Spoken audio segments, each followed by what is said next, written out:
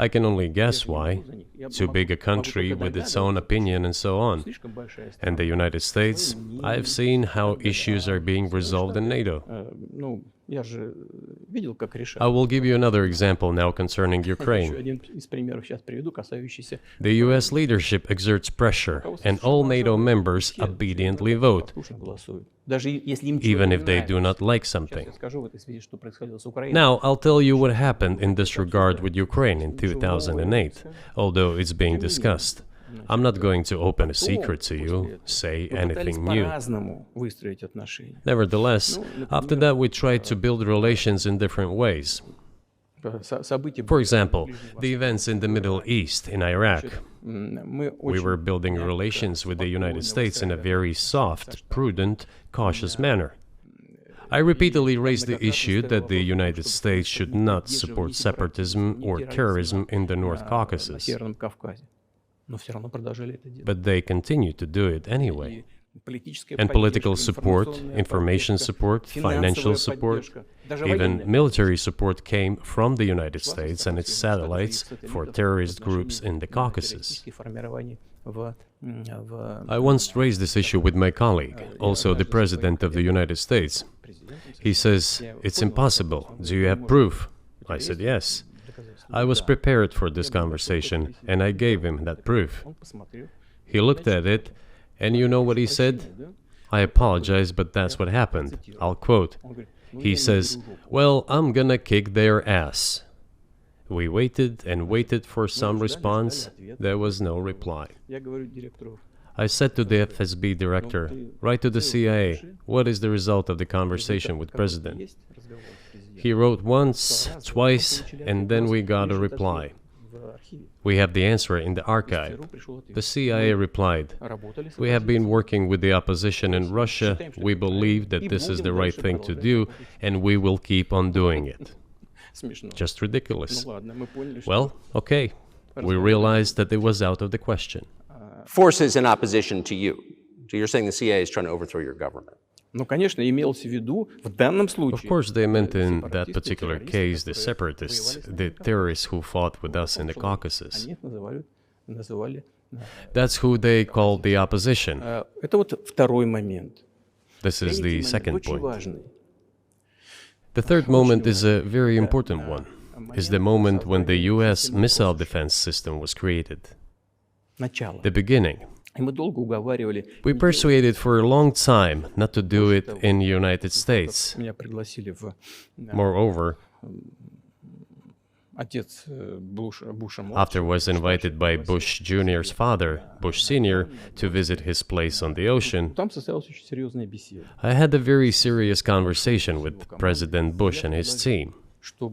I proposed that the United States, Russia, and Europe jointly create a missile defense system that, we believe, if created unilaterally, threatens our security, despite the fact that the United States officially said that it was being created against missile threats from Iran. That was the justification for the deployment of the missile defense system. I suggested working together, Russia, the United States, and Europe. They said it was very interesting. They asked me, "Are you serious?" I said, "Absolutely." Let me ask, what year was this? I don't remember. It is easy to find out on the internet when I was in the USA at the invitation of Bush Sr. It is even easier to learn from someone I'm going to tell you about. I was told it was very interesting. I said, just imagine if we could tackle such a global strategic security challenge together. The world will change. We'll probably have disputes, probably economic and even political ones, but we could drastically change the situation in the world. He says yes, and asks, "Are you serious?" I said, "Of course. We need to think about it," I'm told. I said, "Go ahead, please." Then Secretary of Defense Gates, former Director of CIA, and Secretary of State Rice came in here, in this cabinet, right here at this table. They sat on this table. Me, the Foreign Minister, the Russian Defense Minister on that side. They said to me, "Yes, we have thought about it. We agree. I said, thank God, great, but with some exceptions. So twice you've described US presidents making decisions and then being undercut by their agency heads. So it sounds like you're describing a system that's not run by the people who were elected in your telling. That's right, that's right. In the end, they just told us to get lost. I'm not going to tell you the details because I think it's incorrect. After all, it was confidential conversation. But our proposal was declined. That's a fact. It was right then when I said, look, but then we will be forced to take countermeasures. We will create such strike systems that will certainly overcome missile defense systems. The answer was, we are not doing this against you, and you do what you want, assuming that it is not against us, not against the United States. I said, okay. Very well. That's the way it went. And we created hypersonic systems with intercontinental range, and we continue to develop them. We are now ahead of everyone, the United States and the other countries, in terms of the development of hypersonic strike systems, and we are improving them every day. But it wasn't us. We proposed to go the other way, and we were pushed back. Now, about NATO's expansion to the east. Well, we were promised no NATO to the east, not an inch to the east, as we were told. And then what? They said, well, it's not enshrined on paper, so we'll expand. So there were 5 waves of expansion, the Baltic states, the whole of Eastern Europe, and so on. And now I come to the main thing. They have come to the Ukraine, ultimately. In 2008, at the summit in Bucharest, they declared that the doors for Ukraine and Georgia to join NATO were open. Now about how decisions are made there. Germany, France seem to be against it, as well as some other European countries. But then, as it turned out later, President Bush, and he's such a tough guy, a tough politician, as I was told later, he exerted pressure on us and we had to agree. It's ridiculous, it's like kindergarten. Where are the guarantees? What kindergarten is this? What kind of people are these? Who are they? You see, they were pressed, they agreed. And then they say, Ukraine won't be in the NATO, you know? I say, I don't know. I know you agreed in 2008. Why won't you agree in the future? Well, they pressed us then. I say, why won't they press you tomorrow? And you'll agree again. Well, it's nonsensical. Who's there to talk to? I just don't understand. We're ready to talk. But with whom? Where are the guarantees? None. So they started to develop the territory of Ukraine. Whatever is there, I have told you the background, how this territory developed, what kind of relations there were with Russia. Every second or third person there has always had some ties with Russia. And during the elections, in already independent, sovereign Ukraine, which gained its independence as a result of the Declaration of Independence, and by the way, it says that Ukraine is a neutral state, and in 2008, suddenly the doors or gates to NATO were open to it. Oh, come on. This is not how we agreed. Now, all the presidents that have come to power in Ukraine, they relied on electorate with a good attitude to Russia in one way or the other. This is the southeast of Ukraine. This is a large number of people. And it was very difficult to dissuade this electorate, which had a positive attitude towards Russia. Viktor Yanukovych came to power, and how? The first time he won after President Kuchma, they organized a third round, which is not provided for in the constitution of Ukraine. This is a coup d'etat. Just imagine, someone in the United States wouldn't like the outcome. In 2014? Before that. No, this was before that. After President Kuchma, Viktor Yanukovych won the elections. However, his opponents did not recognize that victory. The US supported the opposition, and the third round was scheduled. What is this? This is a coup. The US supported it, and the winner of the third round came to power. Imagine if in the US something was not to someone's liking, and the third round of election, which the US Constitution does not provide for, was organized. Nonetheless, it was done in Ukraine.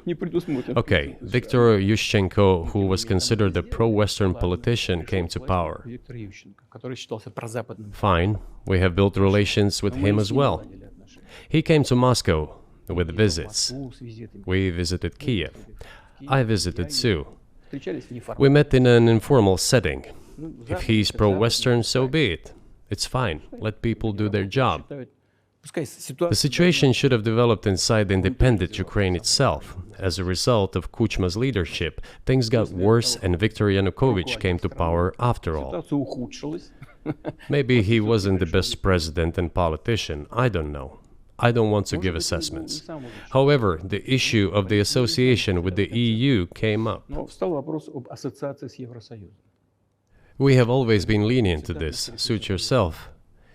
But when we read through the Treaty of Association, it turned out to be a problem for us, since we had a free trade zone and open customs borders with Ukraine, which under this association had to open its borders for Europe, which could have led to flooding of our market. We said, no, this is not going to work. We shall close our borders with Ukraine then. The customs borders, that is. Yanukovych started to calculate how much Ukraine was going to gain, how much to lose, and said to his European partners, I need more time to think before signing. The moment he said that, the opposition began to take destructive steps which were supported by the West. It all came down to Maidan and a coup in Ukraine. So he did more trade with Russia than with the EU. Ukraine did. Of course. It's not even the matter of trade volume, although for the most part it is. It is the matter of cooperation ties, which the entire Ukrainian economy was based on. The cooperation ties between the enterprises were very close since the times of the Soviet Union. One enterprise there used to produce components to be assembled both in Russia and Ukraine and vice versa. They used to be very close ties. A coup d'etat was committed, although I shall not delve into details now, as I find doing it inappropriate, the US told us. Calm Yanukovych down, and we will calm the opposition. Let the situation unfold in the scenario of a political settlement. We said, all right, agreed, let's do it this way. As the Americans requested, Yanukovych did use neither the armed forces nor the police, yet the armed opposition committed a coup in Kiev. What is that supposed to mean? Who do you think you are? I wanted to ask the then US leadership. With the backing of whom? With the backing of CIA, of course. The organization you wanted to join back in the day, as I understand. We should thank God they didn't let you in. Although, it is a serious organization. I understand. My former vis-a-vis in the sense that I served in the first main directorate, Soviet Union's intelligence service. They have always been our opponents. A job is a job. Technically, they did everything right. They achieved their goal of changing the government. However, from a political standpoint, it was a colossal mistake. Surely it was political leadership's miscalculation. They should have seen what it would evolve into. So, in 2008, the doors of NATO were opened for Ukraine. In 2014, there was a coup. They started persecuting those who did not accept the coup, and it was indeed a coup. They created a threat to Crimea, which we had to take under our protection. They launched the war in Donbass in 2014 with the use of aircraft and artillery against civilians. This is when it all started. There is a video of aircraft attacking Donetsk from above. They launched a large-scale military operation, then another one. When they failed, they started to prepare the next one. All this against the background of military development of this territory and opening of NATO's doors. How could we not express concern over what was happening? From our side, this would have been a culpable negligence. That's what it would have been. It's just that the US political leadership pushed us to the line we could not cross, because doing so could have ruined Russia itself. Besides, we could not leave our brothers in faith, in fact, a part of Russian people, in the face of this war machine. But that was 8 years before the current conflict started. So what was the trigger for you? What was the moment where you decided you had to do this? Спровоцировал конфликт изначально. Initially, it was the coup in Ukraine that provoked the conflict. By the way, back then the representatives of 3 European countries, Germany, Poland and France, arrived. They were the guarantors of the signed agreement between the government of Yanukovych and the opposition. They signed it as guarantors. Despite that, the opposition committed a coup, and all these countries pretended that they didn't remember that they were guarantors of the peaceful settlement. They just threw it in the stove right away, and nobody recalls that. I don't know if the US know anything about the agreement between the opposition and the authorities, and its 3 guarantors who, instead of bringing this whole situation back in the political field, supported the coup. Although it was meaningless, believe me, because President Yanukovych agreed to all conditions. He was ready to hold an early election, which he had no chance of winning, frankly speaking. Everyone knew that. Then why the coup? Why the victims? Why threatening Crimea? Why launching an operation in Donbass? This I do not understand. That is exactly what the miscalculation is. CIA did its job to complete the coup. I think one of the deputy secretaries of state said that it cost a large sum of money, almost 5 billion. But the political mistake was colossal. Why would they have to do that? All this could have been done legally, without victims, without military action, without losing Crimea. We would have never considered to even lift a finger if it hadn't been for the bloody developments on Maidan. Because we agreed with the fact that after the collapse of the Soviet Union, our borders should be along the borders of former Union's republics. We agreed to that. But we never agreed to NATO's expansion, and moreover, we never agreed that Ukraine would be in NATO. We did not agree to NATO bases there without any discussion with us. For decades, we kept asking, don't do this, don't do that. And what triggered the latest events? Firstly, the current Ukrainian leadership declared that it would not implement the Minsk agreements, which had been signed, as you know, after the events of 2014 in Minsk, where the plan of peaceful settlement in Donbass was set forth. But no, the current Ukrainian leadership, foreign minister, all other officials, and then president himself said that they don't like anything about the Minsk agreements. In other words, they were not going to implement it. A year or a year and a half ago, former leaders of Germany and France said openly to the whole world that they indeed signed the Minsk agreements, but they never intended to implement them. They simply led us by the nose. Was there anyone for you to talk to? Did you call a U.S. President, Secretary of State and say, if you keep militarizing Ukraine with NATO forces, this is going to be we're going to act?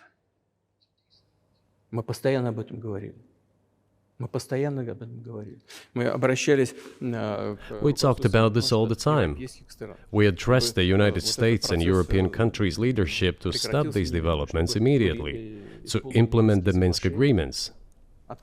Frankly speaking, I didn't know how we were going to do this, but I was ready to implement them. These agreements were complicated for Ukraine. They included lots of elements of those Donbass territories' independence. That's true. However, I was absolutely confident, and I'm saying this to you now. I honestly believe that If we managed to convince the residents of Donbass, and we had to work hard to convince them to return to the Ukrainian statehood, then gradually the wounds would start to heal. When this part of territory reintegrated itself into common social environment, when the pensions and social benefits were paid again, all the pieces would gradually fall into place. No, nobody wanted that. Everybody wanted to resolve the issue by military force only. But we could not let that happen. And the situation got to the point when the Ukrainian side announced, "No, we will not do anything."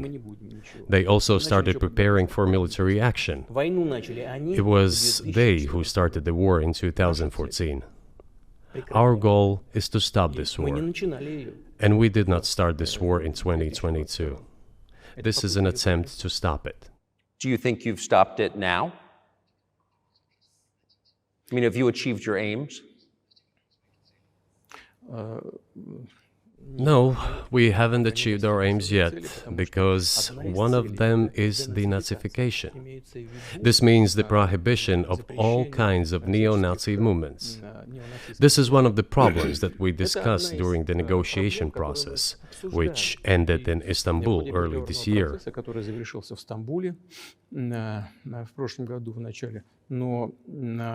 And it was not our initiative, because we were told by the Europeans, in particular, that it was necessary to create conditions for the final signing of the documents. My counterparts in France and Germany said, "How can you imagine them signing a treaty with a gun to their heads? The troops should be pulled back from Kiev." I said, "All right." We withdrew the troops from Kiev. As soon as we pulled back our troops from Kiev, our Ukrainian negotiators immediately threw all our agreements reached in Istanbul into the bin and got prepared for a long-standing armed confrontation with the help of the United States and its satellites in Europe. That is how the situation has developed, and that is how it looks now.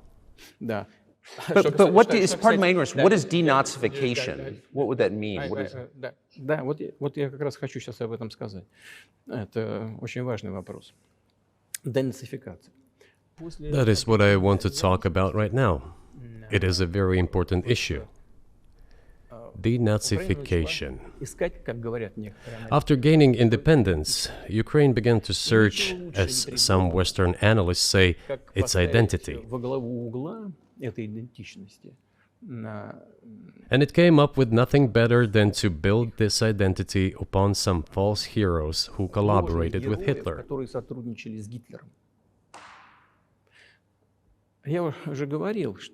I have already said that in the early 19th century, when the theorists of independence and sovereignty of Ukraine appeared, they assumed that an independent Ukraine should have very good relations with Russia.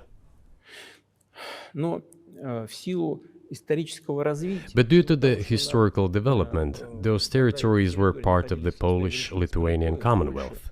Poland, where Ukrainians were persecuted and treated quite brutally, as well as were subject to cruel behavior. There were also attempts to destroy their identity. All this remained in the memory of the people. When World War II broke out, part of this extremely nationalist elite collaborated with Hitler, believing that he would bring them freedom. The German troops, even the SS troops, made Hitler's collaborators do the dirtiest work of exterminating the Polish and Jewish population. Hence this brutal massacre of the Polish and Jewish population, as well as the Russian population too.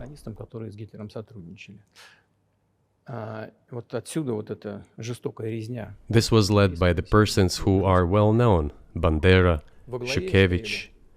It was those people who were made national heroes. That is the problem. And we are constantly told that nationalism and neo-Nazism exist in other countries as well. Yes, they are seedlings, but we approved them, and other countries fight against them. But Ukraine is not the case. These people have been made into national heroes in Ukraine. Monuments to those people have been erected. They are displayed on flags. Their names are shouted by crowds that walk with torches, as it was in Nazi Germany.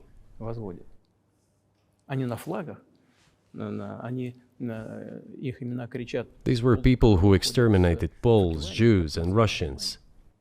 It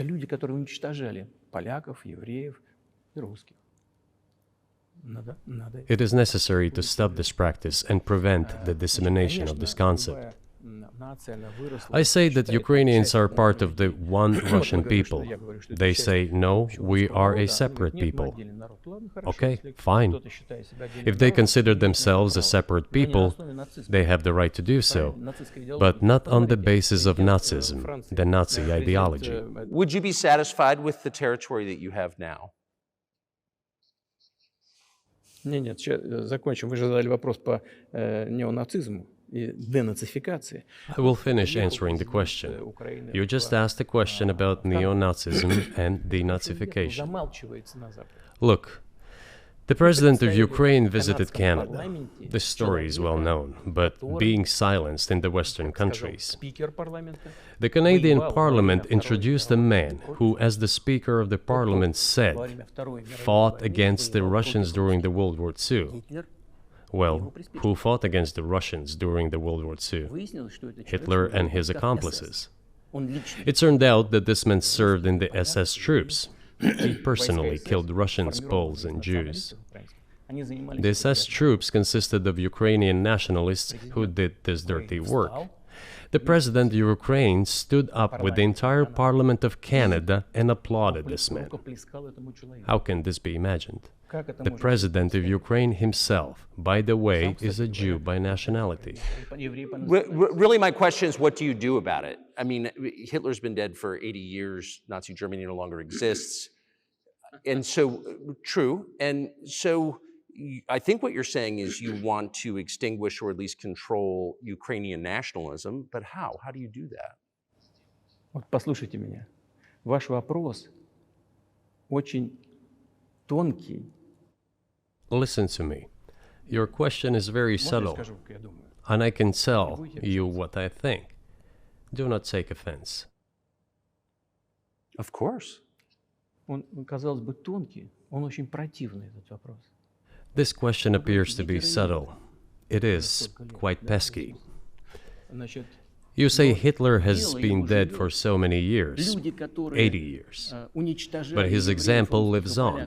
People who exterminated Jews, Russians, and Poles are alive. And the president, the current president of today's Ukraine, applauds him in the Canadian Parliament, gives a standing ovation. Can we say that we have completely uprooted this ideology if what we see is happening today? That is what denazification is in our understanding. We have to get rid of those people who maintain this concept and support this practice and try to preserve it. That is what denazification is. That is what we mean. Right. My question was a little more specific. It was, of course, not a defense of Nazis, neo or otherwise. It was a practical question. You don't control the entire country. You don't control Kiev. You don't seem like you want to. So how do you eliminate a culture or an ideology or feelings or a view of history